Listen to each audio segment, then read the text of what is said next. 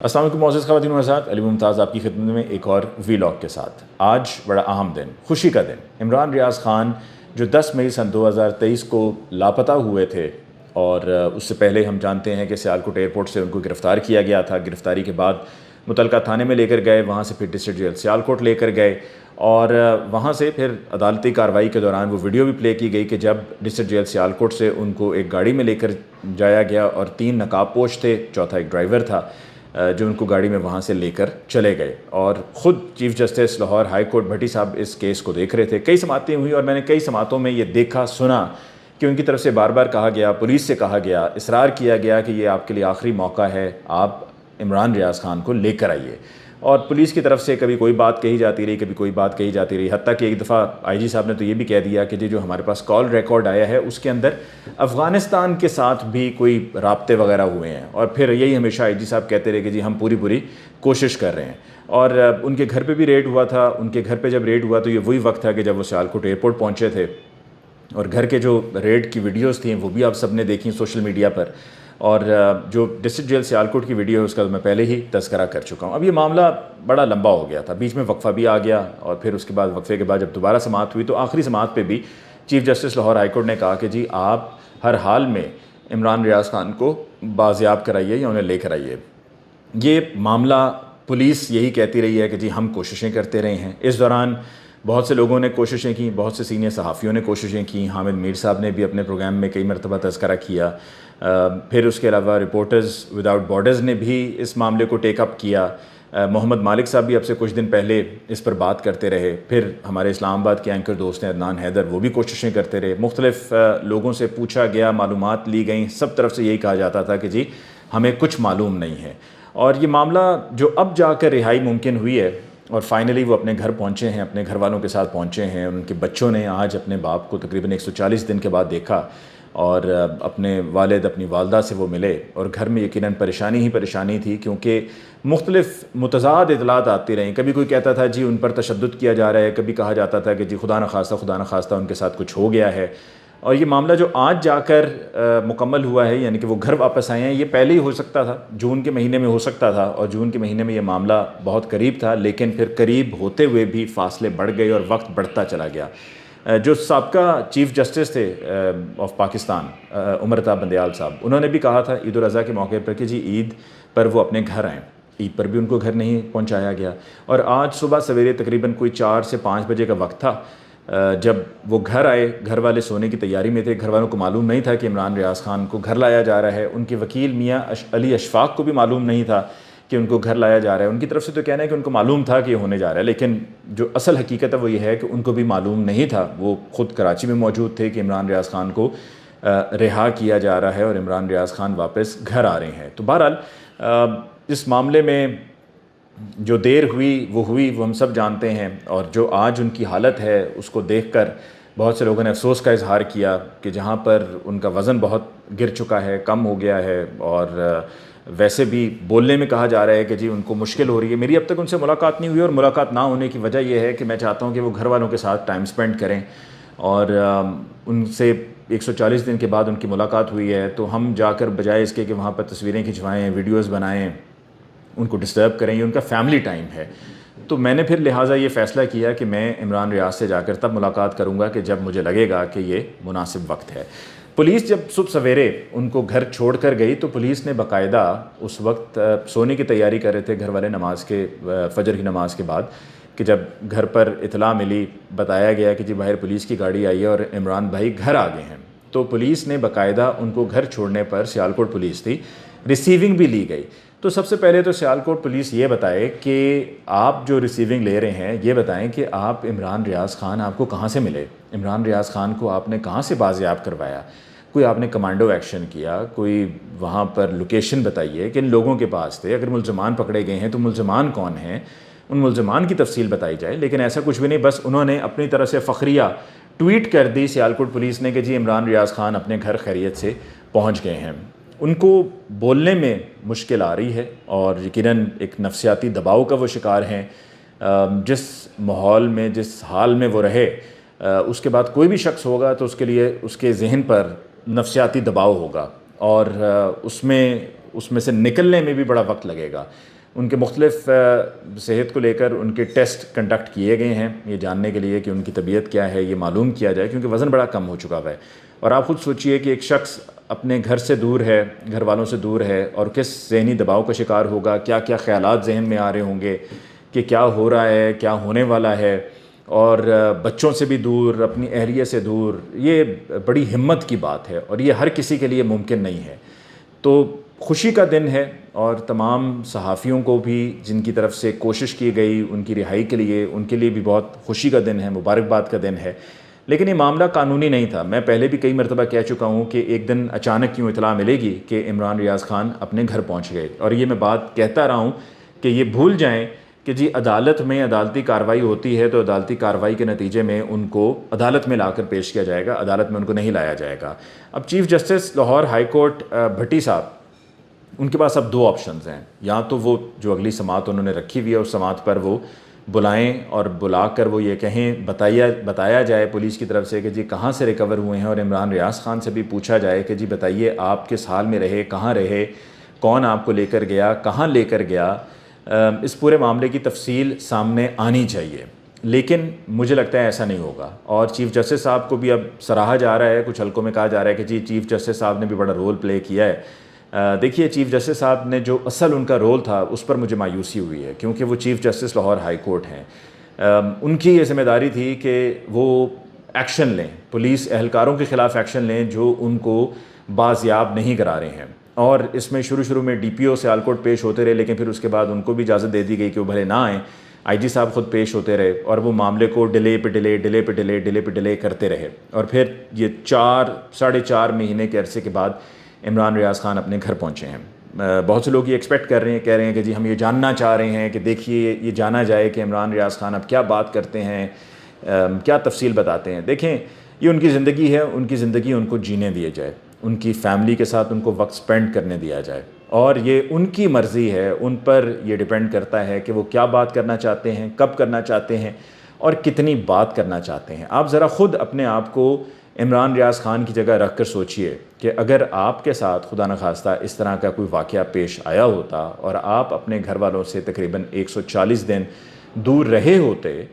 تو آپ پر کیا بیت رہی ہوتی, آپ کے گھر والوں پہ کیا بیت رہی ہوتی. اور آپ سے پھر یہ ایکسپیکٹ کیا جاتا کہ جی آپ آتے ہی فوری طور پر کیمرہ آن کریں گے اور بیٹھ جائیں گے اور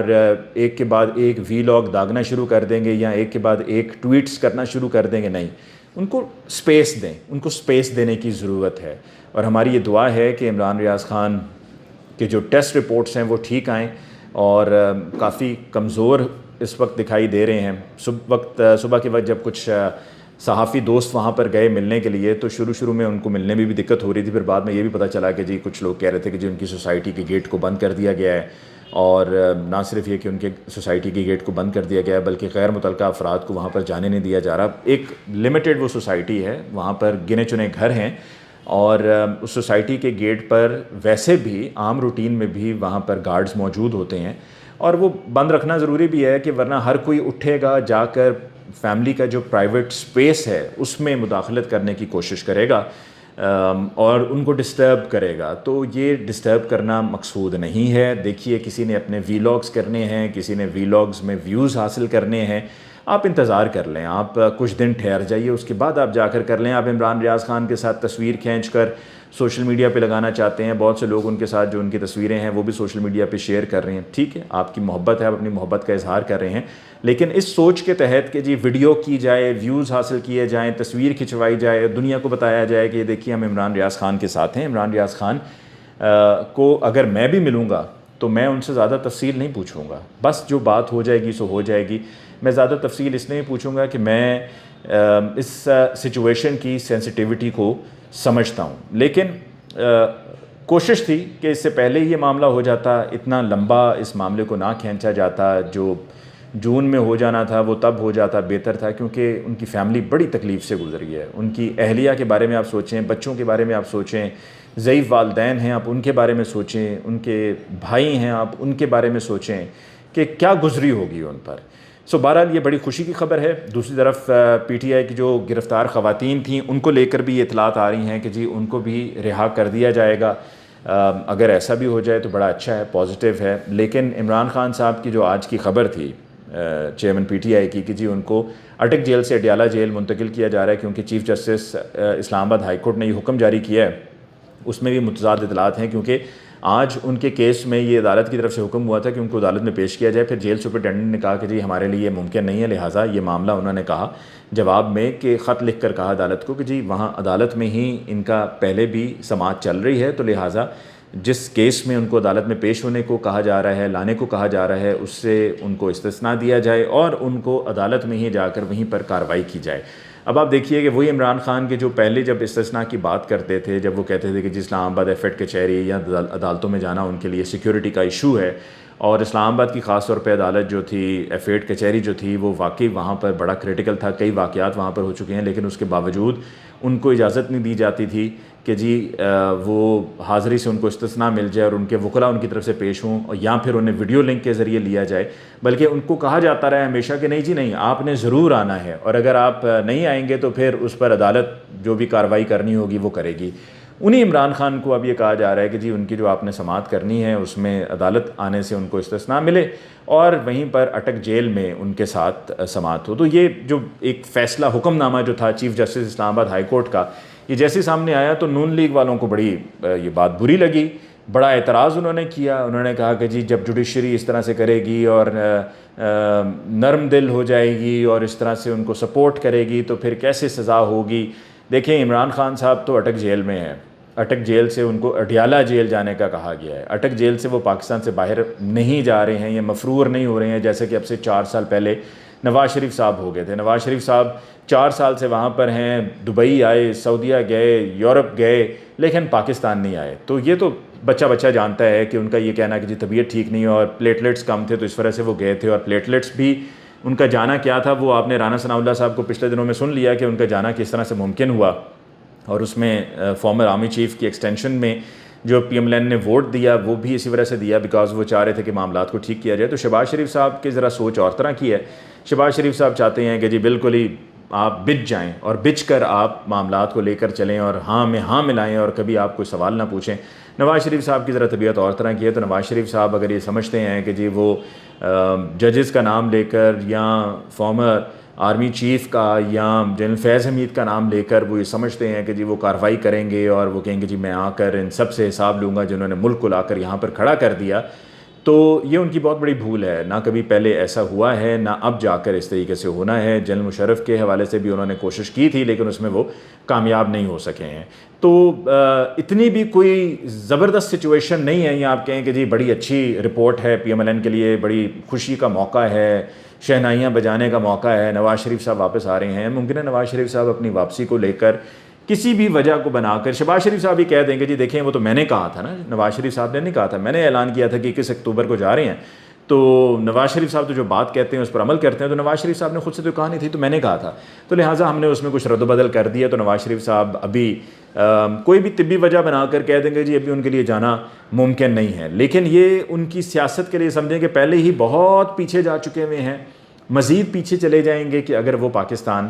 اب نہ آئے۔ لیکن وہ اس وقت اتنے ٹچی ہوئے ہیں کہ لوگوں کو ان کے اداروں سے نکلوایا جا رہا ہے، یعنی کہ اگر کوئی اپنے یوٹیوب چینل پر بھی کوئی بات کرتا ہے اور کسی ادارے پہ وہ اینکر کام کرتا ہے تو P M L N pressure ڈال کے ان کو ان کے اداروں سے نکلوا رہا ہے، اور ایسے کئی لوگ موجود ہیں۔ ابھی یہ کل ہی کا واقعہ ہے اسد اللہ کا کہ 8 سال انہوں نے کام کیا ایک ادارے کے لیے، اپنے چینل کے لیے، اور وہاں سے پھر اب انہوں نے جو استعفیٰ دیا وہ بھی نون لیگ کے پریشر پر تھا۔ تو نون لیگ ابھی کسی بھی چیز کو برداشت نہیں کر رہی ہے، لیکن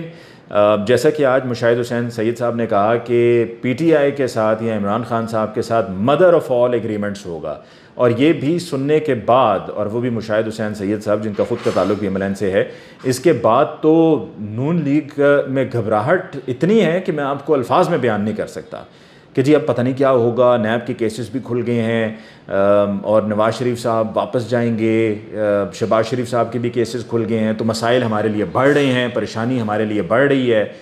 تو لہٰذا پی ایم ایل این کے لیے سب اچھے کی رپورٹ نہیں ہے۔